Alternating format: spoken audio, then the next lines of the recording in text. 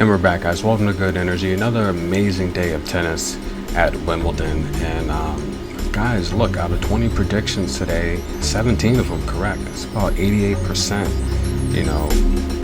plus or minus one or two, another 80% day. Again, that's what we do at the majors here, especially the slams. But let's go right in today, do a quick review of the scores. Trevisan, straight set defeat. Look, she's a great clay player, guys. Serena, Cersei, good match, but she's been going to a lot of tie breaks lately. I am not satisfied with what I'm seeing, especially out of her serve. I do not expect her to make it past the next round. Beatrice Haddad Maya and Kaja Juvan. Look, that was a good match, guys. That was a great match, and Juvan just proved she has more tools in the toolbox. Very versatile, very athletic. And look, the different surfaces of grass, guys, whether it's Nottingham, whether it's Berlin, here at Wimbledon, Eastbourne, they all play different. And that's just like clay. All the clay surfaces from Charleston to the French Open, Madrid, they all play different. And, sometimes, like Beatrice had that great run in Nottingham, but here at Wimbledon, it's a little more slippier. So, Beatrice is out, but guys, don't be upset. Beatrice had a great run, 12-2 on grass. She did pretty good. Diane Perry over Kay Kanepi. Kanepi, look, she's a baseliner, good on clay, good on hard, but just doesn't have the movement of someone like a younger Diane Perry who's able to just hold serve and just break Kanepi. Emma Raducanu, again, that's a match that I said, look, you never know which Emma you're going to get, but she should beat Allison. Kontaveit and Para. Look, Kontaveit struggled the first set. She did look much better in the second set, but guys, I don't have Kontaveit going deep in this tournament. I really don't. She hasn't been that active, and she's going to face, look, she's got some, I'm going to cover the remaining draw on what ifs and potentials pretty soon, but I don't know if Kontaveit is going deep. Julie with the win there, we expected that. And Caroline Garcia, look, Caroline Garcia is hot. She's playing a lot of tennis. Her last 3 matches have gone 3 sets, over 2 hours. That's a good sign that she's in shape. And a lot of announcers and experts will say, well, she's going to get fatigued, she's going to get tired. Look, I don't think so. They're going to say, hey, potential risk of injury. Look, as long as she's recovering, if she is recovering how she should be, staying hydrated, she's a professional athlete. She's made to play. Expensive cars, good cars, they're made to be driven. Athletes, they're made to play and perform. That's what they do. So as long as she gets her rest and recovery, this is a slam. She'll have days in between. She'll be fine,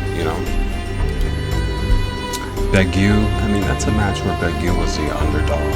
That was absolutely wrong. Angelique Kerber looked good. The first set, giving out a donut to Medvedev, who, look, she's been playing very, very good. So that's a good win for Kerber. Strong win, and I'm very proud of Kerber. Look, she can do it. She's done it before. You never know. Zayden Sek looked horrible, but like I said, guys, she's a good clay player, and I don't think she's healthy. Magda Linette, she did what she needed to do. She took care of business, but I don't expect Linette to go deep in this tournament. Lee over Bronzetti, that's another underdog pick I had. Watch out for Lee. She's an American. She's fit. She's been playing a lot of tennis on grass. Had Golfi the underdog. That's a good one for Golfi, but I don't think she's going that far. Clara Towson, look, I don't know, when is she not quitting? Or she reminds me of Amanda Anisimova. It's just, if things don't go her way, she'll retire on you. Danielle Collins and Marie Puskova. Match of the day, guys. I told you to take Marie to win that match as an underdog. I gave that out early. 2 days ago I gave that out. And look, Puskova got it done. She's a defensive player. Danielle Collins, you cannot come into Wimbledon not playing the pre-tournaments. You have to get at least adjusted to grass somewhat. Yes, the grass surfaces are all different, but at least stay active, stay fit. Look, Danielle Collins got probably one of the top 10 10 best backhands on tour right now. Well, when she's active. She hasn't been really that active. But, I mean, she's also got one of the top 10 wine bellies on tour. Come on, Danielle Collins. This is a slam. You can't come to a slam with a wine belly. Look, Danielle Collins, I'm a huge fan of her. She's a great competitor. She's one of the most passionate players on tour. We're talking about Danielle Collins, Jelena Ostapenko. We're talking about Sabalenka, okay, Zachary.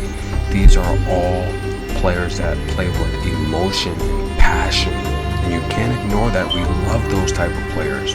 But I took Marie Bouzkova to win because not only is she a defensive player, she's more disciplined, okay? She's going to fight that extra fight, push that extra push to keep the balls in play. And eventually Danielle Collins, look, I had one subscriber comment about her past coaches and about her effort and her attitude on the court. We know sometimes on court she can be Danny mode. That's her alter ego. But the reality is when things are going her way, that works for her. When they're not going her way, that works against her. She'll be back. She's a great player. She's one of the top Americans that are playing professional tennis on the WTA. I think she'll be back once we switch back to hard, Chicago, the Canadian stops, New York. You're going to see Danielle shine, so watch out for her.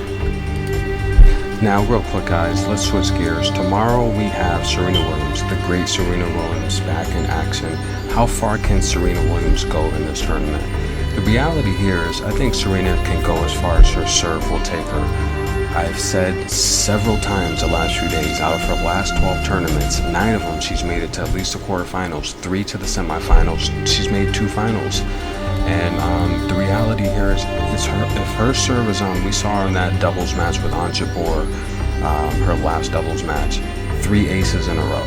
We saw her serve out the game when it mattered the most. If her serve is on, and I would say Serena Williams is going to need to get 15 to 20 aces per match. We've seen her in 2020 put up 20 aces in a match. She's going to have to do that this tournament. I think she can.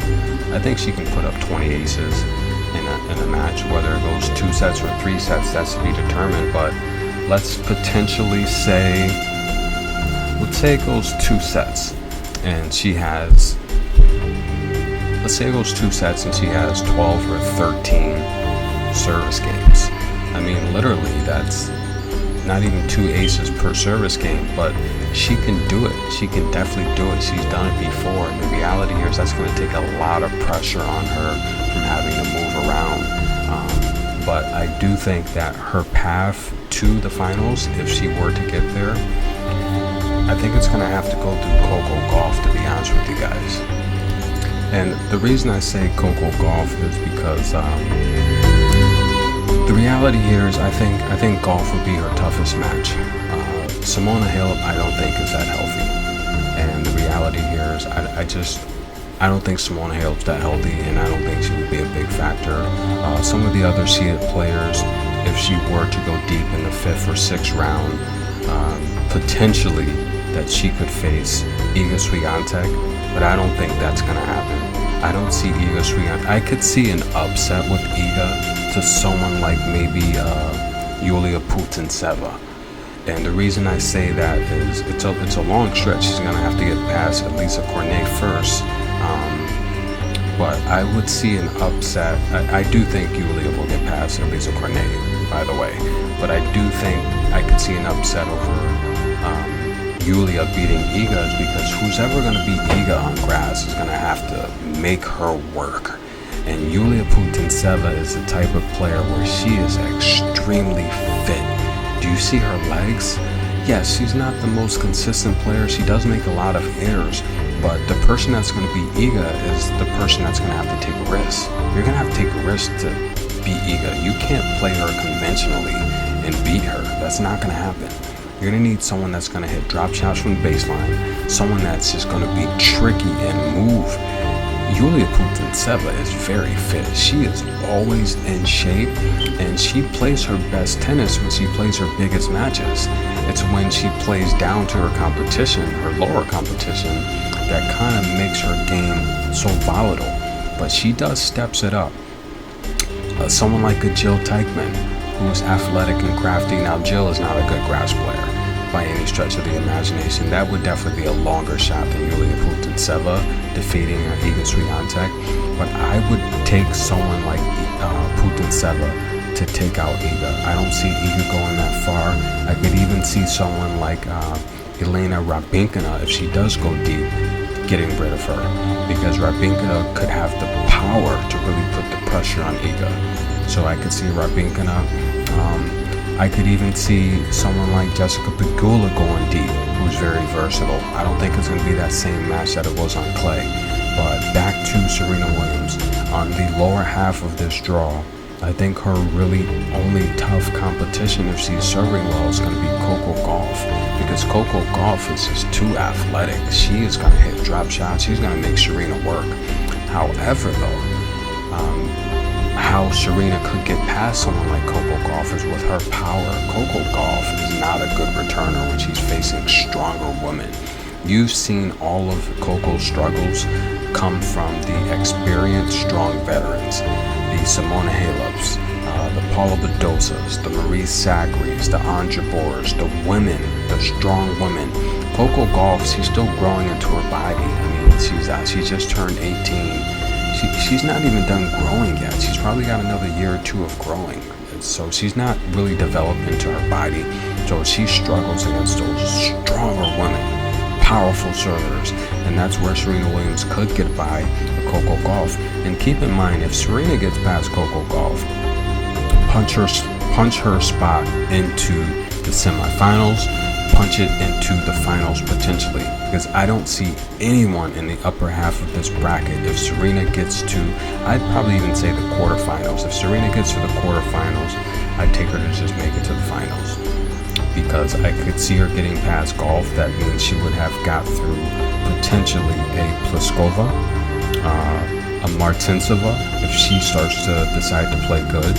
And Katie Boulter, Claire Bruel, we're not worried about any of those players. Amanda Anisimova, right? That could be someone that could put on the pressure, but I don't see Amanda beating Serena, because Amanda has that power type of game like Serena, and Serena's a lot more well-versed than Amanda. She's a lot more mentally tougher than Amanda, and she's stronger than Amanda. Amanda's not going to be able to return those heat-seeking missiles from Serena. So, I mean, that's how Serena could get through. But again, back to the Iga Swiatek, I don't think Iga Swiatek is going to win Wimbledon. I really do not. If she gets a win tomorrow, that's going to put her past the Venus Williams win streak. She'll be at 36. But the reality here is, even someone like a Bianca Andreescu, right? She's in the mix there, guys. She's and look, you're gonna have to watch out for Bianca. She's playing very well. You know she's upset about that loss to Caroline Garcia. She's gonna make adjustments. I could even see Bianca, if she goes deep, taking out Iga Swiatek. But Bianca, I do have Bianca going deep, so they could possibly clash. If Yulia doesn't take her out, then I probably have Bianca take her out. But this top seed of the draw, it's going to be very interesting how this thing plays out. And if we know from history, it never plays out as we always think it will. But I want to take a quick look at the lower half of this draw.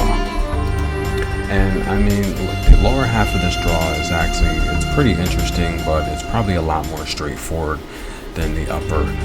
Down here, I mean, I personally, I don't think Annette Kontaveit is going to be going deep into this draw. I would essentially have Belinda Bencic taking out Annette Kontaveit. But in terms of going deep, if Belinda Bencic doesn't take out Annette Kontaveit, I like Sakkari or Ostapenko. And we all know Ostapenko just embarrassed Annette Kontaveit last year on grass. And that's before Annette Kontaveit actually put it together and got things going. But right now, look, a first round win against Bernarda Pera is good, but it's only going to get tougher from there. And from the looks of things, Annette Kontaveit is going to be in a battle next round. She's going to be in a battle. So she's not even a sure thing to make it out of the second round. But I like Belinda Bencic to probably make it through the lower half of this draw. Altogether, though, I like Anja Bors to make it into the finals. I see Ons Jabeur making the semifinals or the finals, and the reality here is I don't see anyone stopping Ons Jabeur. She got the tips and practice time in with Serena. That's going to go a long way. Ons Jabeur is playing well. She looks good, and she has the confidence. I mean, that magic power that Serena has at Wimbledon, it's with Ons right now. I don't see Ons losing. So I have Ons going to the finals and potentially winning this thing. And look guys, I have another preview and prediction video out there. Take a look at that. Once we get through tomorrow, we're gonna have a really good idea of how things are gonna shape out. And I can't wait to predict the round of 64. That's gonna be amazing, guys. But look, it's good energy. I'm gonna get some rest, be up bright and early to watch these next set of matches. If you have listened this far, please like, subscribe, comment below, donate to the PayPal, and stay tuned for more live coverage. This is Good Energy, guys. Enjoy.